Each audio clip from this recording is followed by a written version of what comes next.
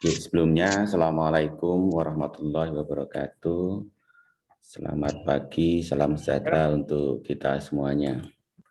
Waalaikumsalam warahmatullahi wabarakatuh.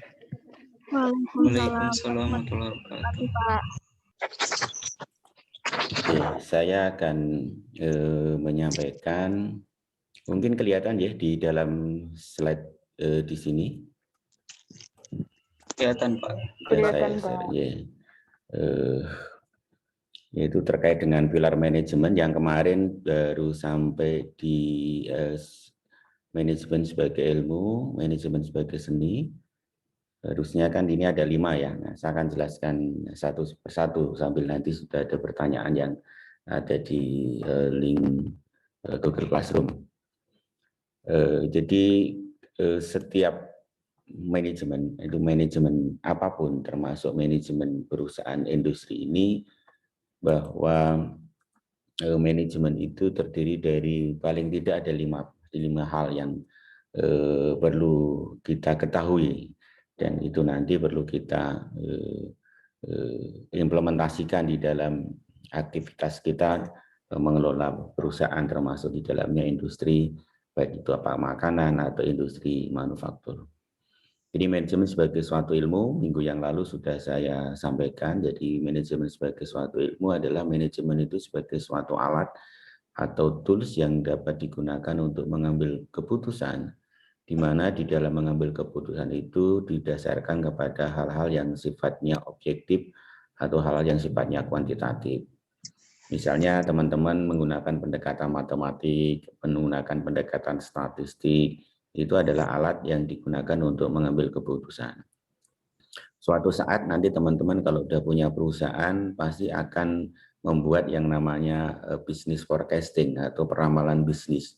Peramalan bisnis itu untuk meramalkan berapa jumlah penjualan yang akan kita lakukan di suatu daerah tertentu dalam kurun waktu tertentu. Nah, untuk bisa meramalkan jumlah yang akan dijual itu tentu saja tidak berdasarkan musyawarah dan mufakat, tetapi berdasarkan dengan hal-hal yang sifatnya data kuantitatif. Misalnya berapa jumlah penjualan dari setiap tahun, paling tidak selama 5 tahun itu. Sehingga di situ bisa digunakan sebagai dasar untuk forecasting atau memprediksi atau meramalkan dengan teknik misalnya regresi, atau menggunakan teknik exponential smoothing dan sebagainya. Nah, yang kedua, manajemen sebagai suatu seni, kemarin juga sudah saya contohkan ya, ketika bagaimana teman-teman meminta untuk minta bantuan kepada beberapa tim itu pendekatannya, contohnya. Lalu pertanyaan definisinya apa? Definisinya adalah bahwa manajemen sebagai suatu seni, di mana manajemen sebagai suatu alat di dalam mengambil keputusan, di mana di dalam mengambil keputusan tersebut tidak didasarkan kepada hal-hal yang sifatnya objektif dan kuantitatif, tetapi didasarkan kepada hal yang sifatnya subjektif. Di mana hal ini disebabkan karena adanya diversitas, adanya keragaman. Nah, keragaman itu bisa disebabkan karena keragaman budaya, bisa juga karena keragaman bahasa, bisa juga keragaman adat istiadat. Sehingga di situ ketika ada perbedaan agama, ada perbedaan adat istiadat, akan berdampak terhadap perilaku seseorang atau manusia, sehingga ketika kita ingin melakukan sesuatu kita harus melihat latar belakangnya, dari mana dia berasal, terus adatnya seperti apa, keyakinannya seperti apa, supaya tidak bertabrakan dengan adatnya, supaya tidak bertabrakan dengan keyakinannya, atau supaya tidak bertabrakan dengan dimensi bahasanya, seperti minggu yang lalu sudah saya contohkan. Nah, itu kalau dilihat dari definisinya. Nah, yang ketiga, manajemen sebagai suatu POAK itu adalah planning, organizing, actuating, dan controlling ya. Kemarin sudah kita ya, jadi apapun yang kita lakukan harus direncanakan dengan baik. Bagaimana merencanakan dengan baik? Tulis yang Anda rencanakan. Bagaimana melaksanakan dengan baik? Laksanakan yang sudah Anda tulis. Baru diorganizing. Diorganize itu supaya tidak tumpang tindih siapa melakukan apa dan kapan gitu. Terus actuating itu bagaimana melakukannya. Nah, itu metode yang digunakan.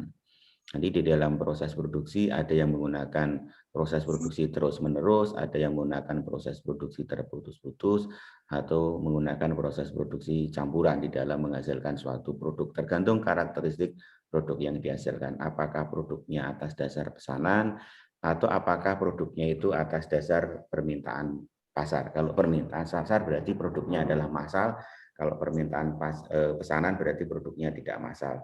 Misalnya ada orang yang pesan nasi box 10 bungkus gitu, dengan orang yang pesan nasi box 1000 bungkus, ternyata proses produksinya berbeda. Ada yang meminta pesanan es jeruk 10 gelas dengan orang yang minta pesanan es jeruk 100 atau 1000 gelas, itu tentu saja prosesnya berbeda. Nah, ini terkait dengan nanti prakteknya atau outsourcing-nya. Lalu bagaimana kontrolnya? Proses produksi dengan terus-menerus atau terputus-putus mempunyai metode kontrol yang berbeda. Kalau misalnya 10 gelas tadi pengawasannya pasti dengan manual, tapi ketika 1000 gelas tidak mungkin lagi diawasi dengan manual, satu persatu dicicipi es jeruknya gitu, rasanya sama enggak gitu saja sudah tidak bersih seperti itu. Maka ketika sudah ada permintaan di atas 1000 gelas, biasanya dia menggunakan full automatically sehingga proses produksinya terus-menerus, sistem pengawasannya adalah terkomputerisasi, sehingga dia harus melewati alat sensor untuk mengetahui apakah ini sudah sama rasa, untuk mengetahui apakah ini sudah sama ukuran, atau untuk mengetahui apakah ini sudah sama campurannya. Itu yang ketiga. Nah, yang keempat adalah manajemen sebagai smart activity, bahwa manajemen di sini sebagai aktivitas cerdas. Apa yang dimaksud dengan aktivitas cerdas di sini ya? Kalau smart kan ada spesifik, measurable, itu akurat, dan timeline. Gitu. Kalau disingkat itu. Tapi smart activity ini adalah aktivitas cerdas di mana aktivitas ini hanya kecil. Biayanya itu hanya sedikit nih. Tetapi di sini bisa memberikan nilai tambah yang luar biasa sehingga bisa meningkatkan value in economic efficiency. Saya ambilkan contoh, teman-teman yang dari Jogja pasti kenal yang namanya kaos Dagadu kan gitu ya. Apa bedanya kaos Dagadu dengan kaos yang bukan merek Dagadu gitu? Kenapa? Saya bicara yang asli ya. Kenapa kaos Dagadu yang asli harganya mahal kan itu, sementara kaos yang lain itu dengan kualitas yang sama yang tidak ada tulisan Dagadunya harganya murah. Oke, barangkali ada yang bisa menjawab pertanyaan saya. Saya yakin bagi teman-teman yang pernah ke Jogja, ini pasti tahu ya, Dagadu. Nah, disitulah ada smart activity dari produsen Dagadu. Bahwa yang membedakan ini Dagadu atau tidak, itu bukan tulisannya yang aneh-aneh, gitu, tetapi logonya. Gitu. Logo Dagadu itu selalu menggunakan gambar mata gitu. Makanya sebenarnya kan Dagadu itu kan bahasa Pokem ya, yang mungkin orang Jogja sudah tahu. Nanti teman-teman bisa tanya kepada orang Jogja apa sih maknanya Dagadu kan itu. Kok gambarnya mata kan itu. Nah, sekarang gambar nyablon mata itu ukurannya kan mungkin hanya kira-kira 5 cm ya. Kalau misalnya kaos itu ada yang dijual polos tanpa desain kan itu. Karena kaos Dagadu itu ada yang didesain polos, ada yang tanpa gambar, ada yang menggunakan gambar kan itu. Yang tanpa gambar pun harganya mahal. Padahal untuk memberikan logo di dada dengan gambar Dagadu yang ukurannya 5 cm itu ongkos produksinya tidak begitu mahal. Tetapi dengan ada logo itu orang bisa membeli kaos dengan harga yang lebih mahal dibandingkan kaos yang logonya berbeda misalnya. Nah, disitulah fungsinya bedanya smart activity. Jadi smart activity itu berpikir cerdas dengan memunculkan lagi logo Dagadu tadi yang bisa membedakan antara kaos satu dengan kaos yang lain, maka kaos Dagadu harganya bisa lebih mahal, padahal ongkos produksi sama dengan kaos biasa. Itu yang disebut dengan smart activity. Jadi memunculkan logo Dagadu tadi, tulisan Dagadu tadi, itu adalah smart activity. Sehingga Pak Dagadu itu sudah tidak hanya menjadi brand kaos gitu. Sekarang Dagadu itu sudah menjadi brand name kota gitu. Sehingga tidak ada Dagadu Pacitan itu tidak ada gitu. Tidak ada Dagadu Klaten, tidak ada Dagadu Semarang atau mungkin Dagadu Tasik ini itu tidak ada. Yang ada adalah Dagadu Jogja. Maka ketika orang nyebut Dagadu pasti nyebutlah Jogja gitu. Sama dengan ketika orang bicara kerak telur ya Betawi kan itu, nggak ada kerak telur Jogja kan itu. Jogja yang adanya bakpia gitu, ada gudeg ini. Nah, itu sudah menjadi branded dan itulah yang disebut dengan smart activity. Saya contohkan yang lain. Ya, kemarin saya contohkan industri makanan geplak gitu. Dulu geplak dikemas dengan 1 kilo dengan 10.000 nggak laku, tapi sekarang geplak dikemas dengan 1/4 kilogram harganya 10.000 malah laris kan itu. Kenapa? Di situ ada smart activity. Nah, smart activity-nya di mana? Merubah kemasan dari besek menjadi kertas atau mika atau mungkin kardus kemasan yang bagus, di mana di dalam kemasan itu dituliskan campuran atau ingredient dari pada makanan tadi, ini terbuat dari apa, komposisinya seperti apa. Dan bagi teman-teman yang mengambil prodi teknologi pangan ini sangat penting untuk mengetahui komposisi ini. Kenapa ini makanan ini sehat enggak sih kan itu kalau kandungannya seperti ini gitu. Ini rasanya seperti apa gitu. Terus enaknya dimakan pada saat apa gitu. Kalau geplak itu ya minumnya jangan pakai minum kopi manis kan itu. Jangan pakai teh manis, tetapi minumlah dengan teh pahit atau kopi pahit karena geplaknya itu sendiri sudah manis. Nah, inilah yang disebut dengan smart activity. Nah, dengan bisa merubah kemasan tadi, maka segmennya berubah. Segmen geplak itu, siapa sih segmen geplak itu? Kan itu. Segmen geplak adalah orang yang datang ke Yogyakarta atau ke Bantul. Nah, siapakah itu wisatawan? Siapakah itu wisatawan? Orang yang punya duit. Siapa yang punya duit? Orang yang punya duit itu orang yang punya tingkat gengsi tinggi kan gitu. Nah, ketika wisatawan pergi ke suatu daerah beli oleh-oleh itu tentu saja bukan untuk dimakan sendiri, tetapi diberikan oleh-oleh. Nah, oleh-oleh itu biasanya yang diberi adalah orang yang diistimewakan. Apakah itu pacarnya, apakah itu calon mertuanya, apakah itu orang tuanya gitu.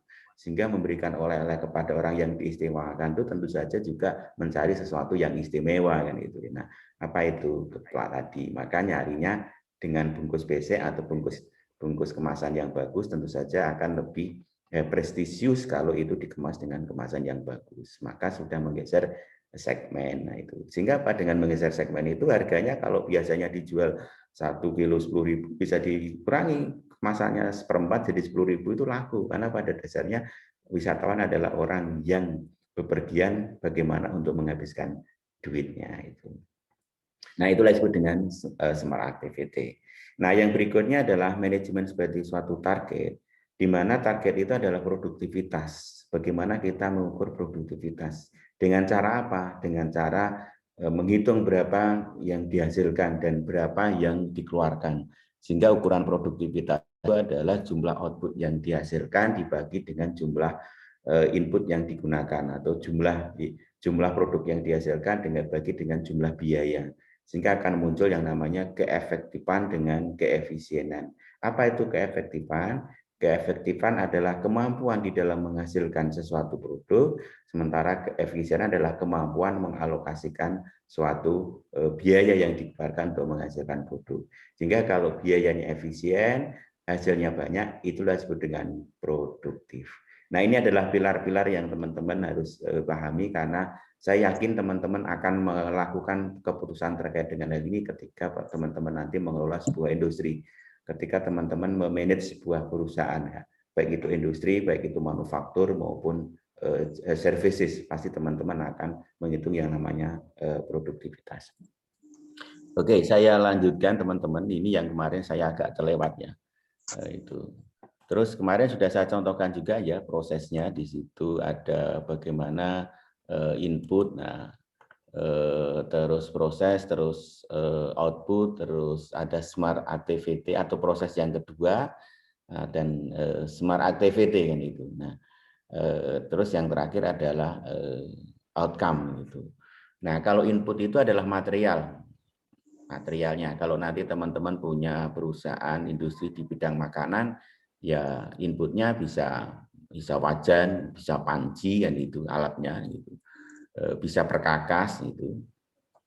Bisa juga bahan baku gitu. Bahan baku itu apa yang akan dihasilkan gitu. Misalnya tepung, telur, kalau mau bikin makanan yang berbahan dasar tepung, telur, yaitu raw materialnya tepung, telur. Lalu diproses. Nah, proses itu masuk mesinnya. Ada yang manual, ada yang otomatis. Kalau manual teman-teman kan diuleni kalau dalam bahasa Jawa gitu kan. Nah, diuleni kan itu. Nah, kalau diuleni di sini nanti setelah diuleni dimasak, masukkan oven jadi jadi produk yang namanya output. Nah, output ini barang yang dihasilkan. Misalnya teman-teman mau bikin bakpia, ya ini output ini adalah bakpianya. Outputnya adalah bakpianya. Kalau bikin geplak, ya outputnya adalah geplaknya. Kalau bikin kaos, ya outputnya adalah kaosnya. Tapi bagaimana? Nah, supaya tidak mundur di gudang, maka ada aktivitas tambahan. Gitu. Yang disebut dengan smart activity. Kalau digambarkan itu ada di proses yang kedua. Jadi input, yang kuning itu adalah proses, terus output, terus proses lagi, itu proses yang kedua itulah smart activity.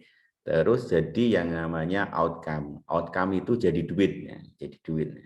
Jadi tidak hanya untuk di gudang tapi jadi duit. Kalau orang mau bikin apa saja bisa, bikin makanan apa saja bisa, tapi pertanyaannya laku enggak gitu. Jadi duit enggak gitu.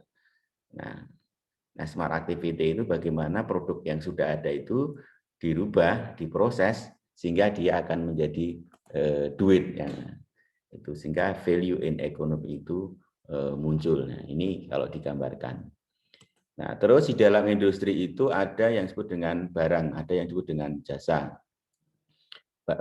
Barang itu, industri barang itu bisa ada kategori utama itu barang pertanian, kalau yang kedua adalah pertambangan dan konstruksi. Nah, teman-teman ini sudah tahu semuanya ya, pertanian, kehutanan, perikanan dan lain dan hasil bumi itu produsennya. Jadi yang menghasilkannya.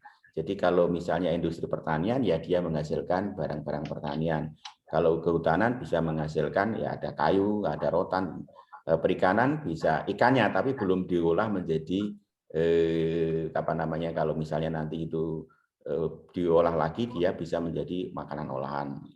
Terus ternak dan sebagainya. Ada pertambangan, minyak, batu bara, baja, ada konstruksi, kontraktor bangunan dan perdagangan khusus.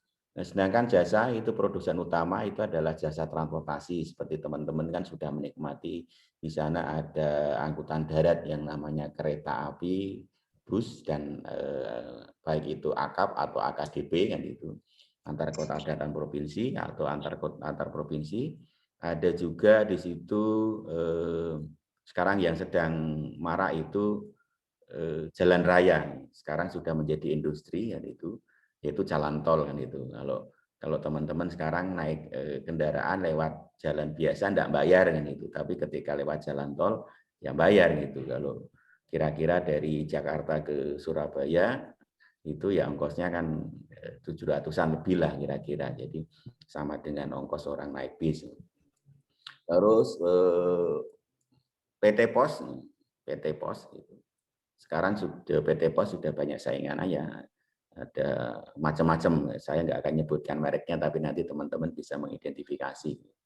Itu. Bahkan nanti industri makanan juga memanfaatkan ini karena sekarang kan ada yang namanya pesan antar kan itu. Jadi pesan antar itu kalau yang produknya bisa lama, pesannya di Surabaya. Sekarang sambal pecel aja kan bisa diproduksi di Jawa Timur, terus dimakannya di Jawa Barat kan itu.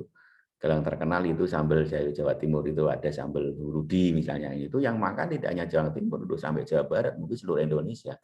Itu teman-teman bisa membuat itu karena bidangnya. Jadi bikin sambal yang enak, tidak pedes kan itu karena terus ya dikasih ikan kan itu sambal ikan misalnya ada ikan cakalang di Pacitan itu ikan tongkolnya murah-murah nih kan. Yang sambal tongkol misalnya kan itu. Terus di situ ada juga pelayaran itu sisi pelayaran. Nah, yang berikutnya ada jasa keuangan, asuransi perumahan itu juga kategori jasa. Jadi kalau teman-teman nanti masuk sini, ada hotel itu, ada reparasi mobil, tempat hiburan, kesehatan, hukum, museum, kebun binatang dan organisasi profesi. Ini semuanya butuh manajemen, Mas. Ini semuanya butuh manajemen. Jadi teman-teman itu walaupun belajar tentang masak-memasak, masak yang enak, butuh manajemen karena masak yang baik itu gimana? Mau minyaknya dulu, contoh saja gini, kalau manajemennya salah itu. Anda mau masak nasi goreng, apa dulu yang dimasukkan? Karena kalau urutannya salah itu nggak akan jadi nasi goreng. Misalnya nasi dulu, telur, saus, terakhir minyak kan itu. Rasanya nggak karu-karuan itu. Tapi kalau minyak dulu, bumbu, telur, nah itu nanti bisa masuk yang lain. Oke, teman-teman ini nanti 10 menit lagi kita akan off karena ternyata saya sudah setting unlimited tetapi tetap limited kan itu. Nanti kita sambung lagi dan kita share lagi ya. Jadi nanti kalau tiba-tiba ini off, nanti saya akan kasih link baru lagi di Zoom ini.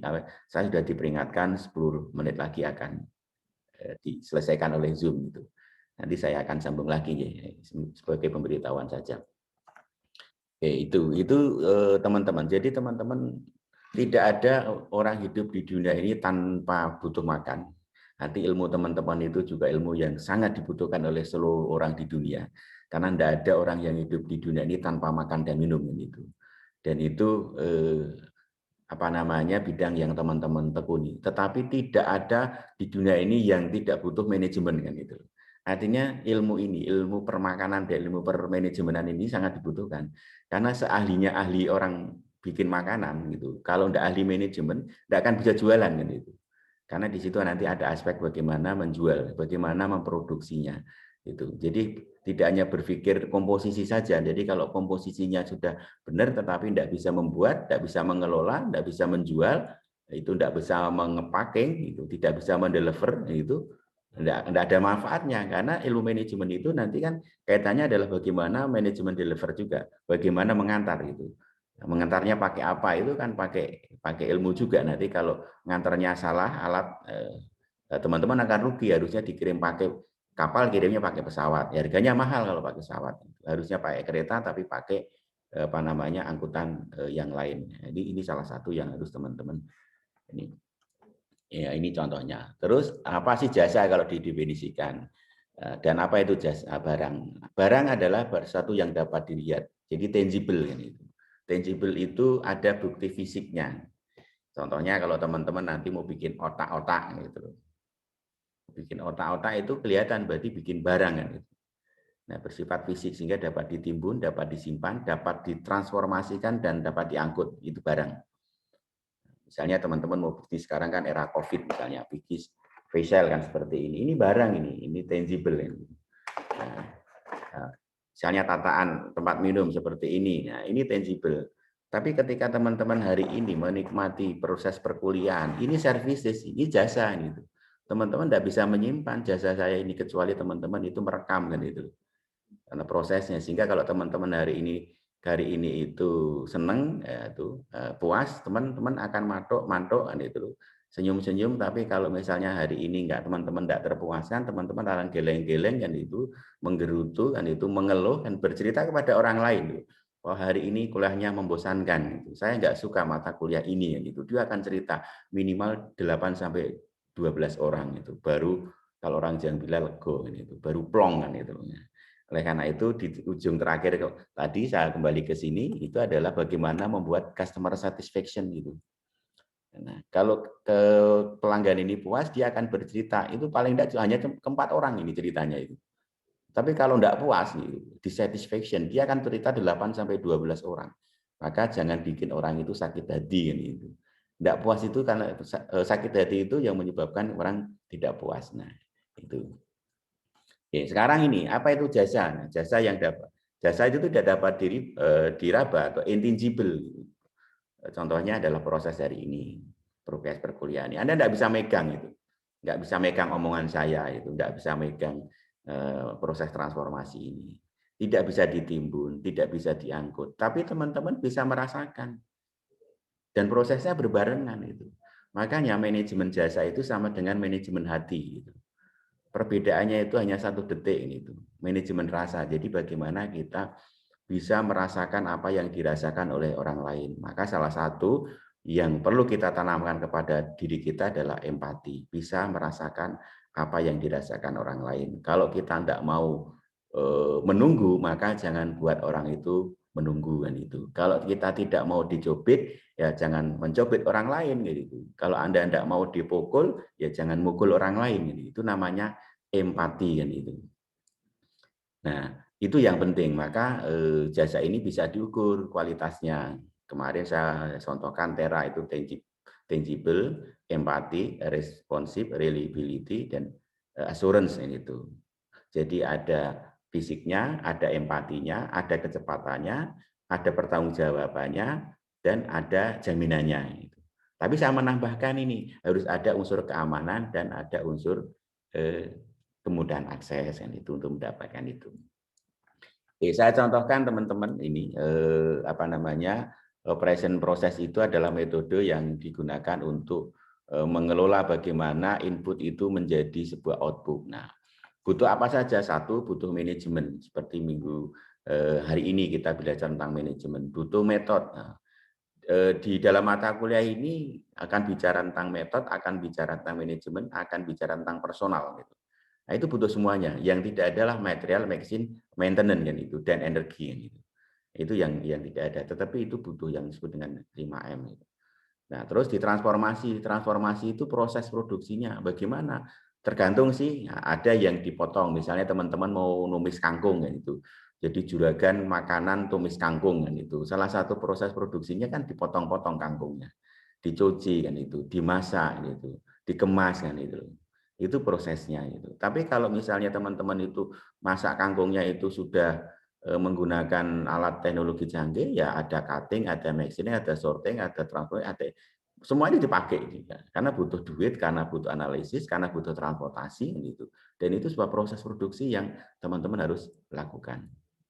Nah, proses produksi itu akan menghasilkan yang namanya goods and services atau yang sering dikenal sebagai produk. Jadi kalau bicara tentang produk itu dua, barang dan jasa gitu. Barang itu produk, jasa itu juga produk.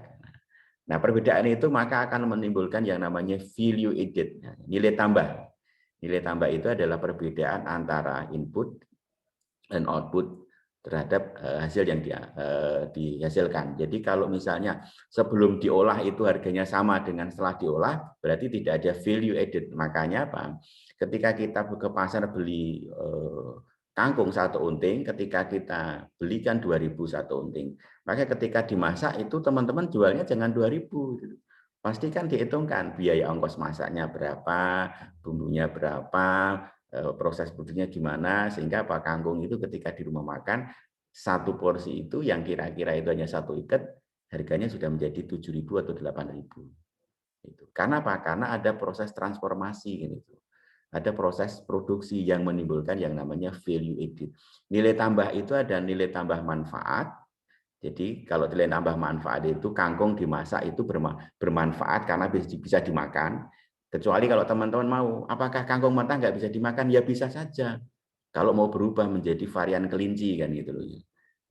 Atau varian yang lain kan gitu loh. Karena kalau kelinci dan lain-lain ini kan kangkung kan nggak perlu dimasak gitu. Tapi kalau manusia itu bisa dimasak.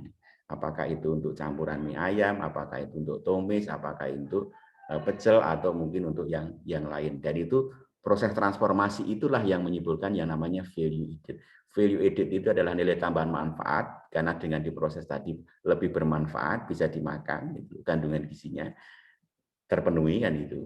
Dan value in economic, harganya bisa naik. Jadi kalau kangkung satu ikat itu sebelum dimasak 2.000, setelah diikat menjadi 6.000 atau 8.000, itu adalah value in economic. Nah, prosesnya bagaimana teman-teman kalau digambarkan seperti ini ya. Saya ambil contoh ini di food industry kan itu, industri makanan kan itu. Ini yang lebih dekat dengan disiplin ilmu teman-teman. Inputnya apa? Kalau kita ingin masak tadi sayur tadi, ya inputnya adalah raw vegetable kan itu. Sayuran mentah kan itu, ada kangkung, ada buncis, ada wortel kan itu. Terus ada metal seed kan itu. Ada water, ada energi. Energi itu bukan hanya energi kita loh ya, karena nanti kita butuh masak. Bisa saja itu kompornya membutuhkan yang namanya gas, bisa saja kompornya membutuhkan listrik karena kompor listrik kan itu. Atau kompornya membutuhkan areng itu harus didamoni kan itu. Nah, yang damoni itu ya energi kan itu, tidak hanya yang masak itu. Atau dikipasi, nah kipasnya ada yang pakai kipas tangan atau kipas listrik. Itu energi. Ada tenaga kerja, ada bangunan pasti bangunan itu ya dapurnya, itu rumah makannya atau equipment peralatan yang lain. Prosesnya dicuci, dipotong, dimasak, di-packing, di-labeling, itu prosesnya. Nah, terus outputnya ya kan vegetable, sayuran yang siap saji kan itu. Tapi aja enggak cukup kan itu. Maka sekarang kan muncul makanan itu dibuat kemasan yang bagus, dibuat merek, dijual lewat Instagram, dijual lewat Facebook, dijual